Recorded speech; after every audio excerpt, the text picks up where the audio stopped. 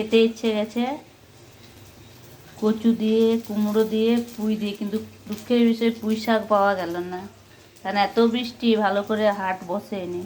আর এখানে আছে ডিম সেদ্ধ করা আছে, একটা মাছের মাথা ছিল, মাছের মাথা দিয়ে আজ পুঁই শাক করবো। অনেক দিন ধরে খেতে ইচ্ছে যাচ্ছে, আজ বানিয়ে ফেললাম। বেশ, মাছের মাথা দিয়ে পুঁই শাক দিয়ে কুমড়ো খেতে ভালো লাগে, তার সাথে আছে কচু।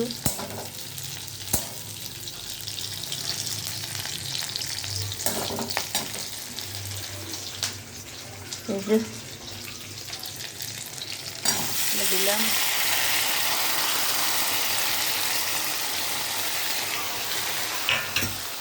মাখা মাখা করে তরকারি করব।